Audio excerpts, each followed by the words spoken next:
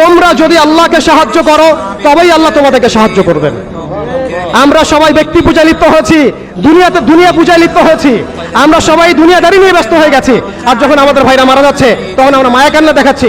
এইসব ভণ্ডামি দিয়ে জিহাদ হবে না, এইসব ভণ্ডামি দিয়ে বাইতুল মুকাদ্দাস বিজয় হবে না। আল্লাহর কাছে ফিরে আসেন, পরিপূর্ণ দ্বীনে দীক্ষিত হন। ইন তানসুরুল্লাহ ইয়ানসুরকুম, তোমরা আল্লাহকে সাহায্য করো, অর্থাৎ তোমরা আল্লাহর দ্বীনকে সাহায্য করো, আল্লাহ তোমাদেরকে সাহায্য করবেন। ওয়া ইউসাব্বিত আকদামাকুম, তোমাদের পা আল্লাহ পাক শক্ত করে দিবেন। আল্লাহ সতর্ক করেছেন, ওয়া ইন তাতাওয়াল্লাউ, তোমরা যদি মুখ ফিরায় নাও আল্লাহ থেকে, তোমরা যদি মুখ ফিরায় নাও, ইস্তাবদিল কওমান গায়রাকুম, আল্লাহ পাক তোমাদেরকে সরাই দিয়ে নতুন কওমকে নিয়ে আসবেন। সুম্মা লা ইয়াকুনু আমসালাকুম, তারা তোমাদের মতো অপদার্থ হবে না। এটা আল্লাহ পাকের দ্ব্যর্থহীন ঘোষণা। অতএব পরিপূর্ণ ইসলামে দীক্ষিত হতে হবে, আমরা সবাইকে ইসলামে ফিরে আসতে হবে, ওলামায়ে কেরামের সাথে সম্পর্ক রাখা এবং একই সাথে জাতিগত একটা ঐক্য গঠন করা।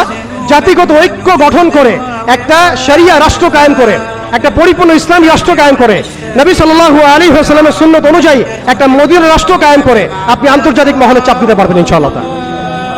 আর যদি সেটা না হয়, আর যদি আমাদের রাষ্ট্র ব্যবস্থা, সরকার ব্যবস্থা, প্রশাসন এগুলো ধার না ধরেন, তাহলে আমি বলে দিচ্ছি, আপনারা লিখে রাখেন, আজকে গাজাবাসীর যে অবস্থা হয়েছে, আজকে ইরাক, সিরিয়া, লেবানন, জর্ডান এগুলোর যে অবস্থা হয়েছে, আমাদেরও যে সেই অবস্থা হবে না এর কোনো গ্যারান্টি নেই।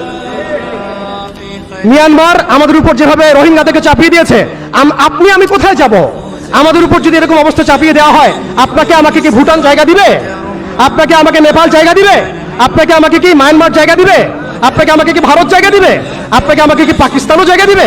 অতএব আমাদের এই জমিনে, আমাদের এই সংগ্রাম, আমাদের এই জিহাদ আমাদেরকেই করতে হবে, আমাদের ইসলাহ আমাদেরকেই করতে হবে, আমাদের ভবিষ্যৎ আমাদেরকেই করতে হবে।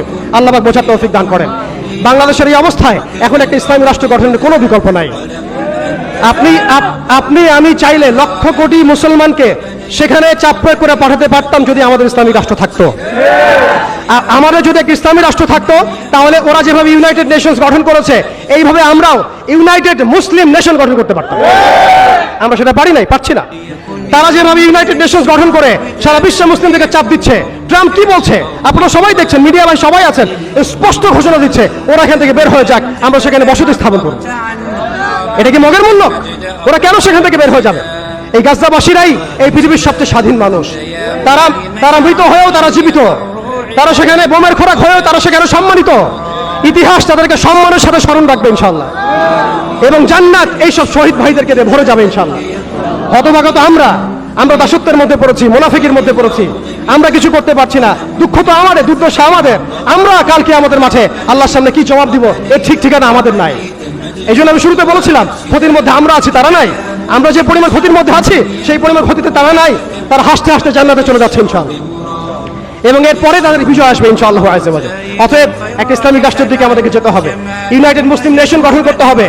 ন্যাটোর বিকল্প চাই আমাদের, ন্যাটোর বিকল্প বাহিনী গঠন করতে হবে আমাদেরকে আইএমএফ এর এগেইনস্টে আমাদের ব্যাংকিং সিস্টেম তৈরি করতে হবে, ওদের ওয়ার্ল্ড ব্যাংকের এগেইনস্টে ওয়ার্ল্ড মুসলিম ব্যাংক তৈরি করতে হবে, ওদের প্রযুক্তিগুলোর বিরুদ্ধে আমাদেরকে প্রযুক্তি তৈরি করতে হবে, ওদের মিডিয়ার এগেইনস্টে আমাদের এই ভাইদেরকে মিডিয়ার মধ্যে ঝাঁপিয়ে পড়তে হবে। আপনারা সবাই সব মিডিয়াগুলোকে ইসলামী মিডিয়া বানায় ফেলেন। ওরা আপনাদেরকে জুজুর ভয় দেখায়, সত্য থেকে পিছিয়ে ফেলে। আপনাদেরকে ভয় করবেন না, আল্লাহকে ভয় করেন। ওয়ালা তাখাফুহুম ইত্তাকুল্লাহ, আল্লাহকে ভয় করেন, তাদেরকে ভয় করবেন না। আল্লাহ রাব্বুল আলামিন আমরা সবাইকে যেন ঈমানদার হওয়ার তৌফিক দান করেন।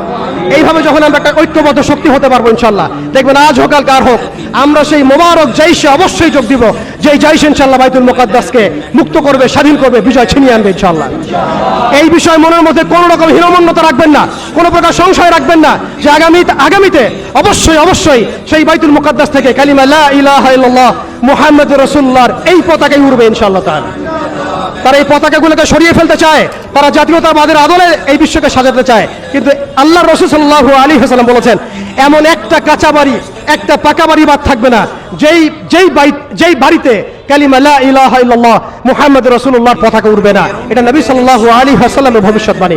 আল্লাহ পাক আমাদের সবাইকে সেই মকবুল কাফেলায় শরীক হওয়ার তৌফিক দান করেন, আমাদেরকে আল্লাহ পাক ইসলাহ দান করেন, আমাদেরকে আল্লাহ পাক সেই হারানো সম্মান আবার ফিরায় দেন। আমাদের সবাইকে আল্লাহ পাক আবারও সেই ঈমানদীপ্ত প্রজন্ম তৈরি করার তৌফিক দান করেন।